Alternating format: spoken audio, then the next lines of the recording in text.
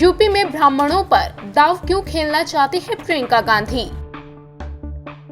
क्या यूपी में ब्राह्मण लाएंगे कांग्रेस के अच्छे दिन?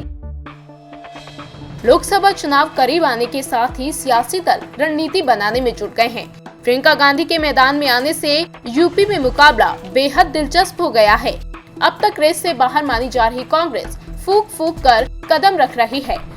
सूबे की तमाम प्रतिष्ठित सीट पर जातीय समीकरणों को ध्यान में रखकर उम्मीदवारों का चयन किया जा रहा है।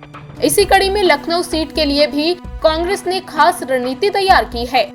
दरअसल लखनऊ सीट पर साल 1991 से ही बीजेपी का कब्जा है।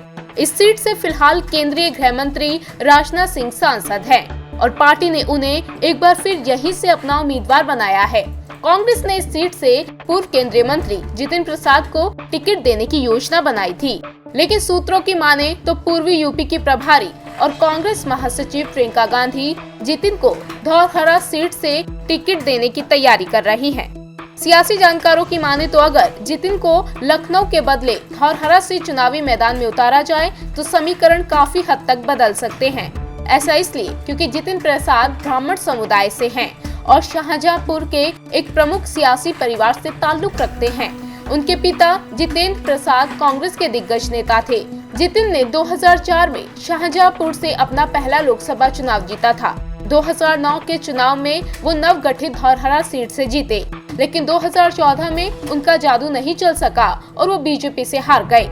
लेकिन कांग्रेस एक बार फिर से इस सीट पर जितिन पर दांव खेलना चाहती है। ऐसा कर कांग्रेस पार्टी में ब्राह्मण नेतृत्व को बढ़ावा देने और उच्च जाति के वोट बैंक को वापस पाना चाहती है।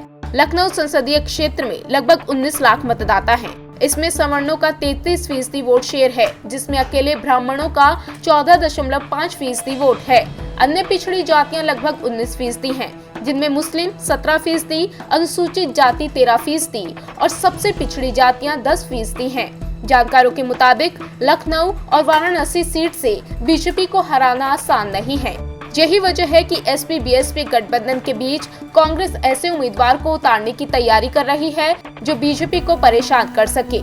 पार्टी का मानना है कि हो सकता है कि इस बार के लोकसभा चुनाव में उसे उतना फायदा ना भी मिले, लेकिन आगे आने वाले समय में ब्राह्मण कार्ड उनके लिए फायदेमंद साबित हो सकता है। इंडिया न्यूज़ वायरल की रिपोर्ट।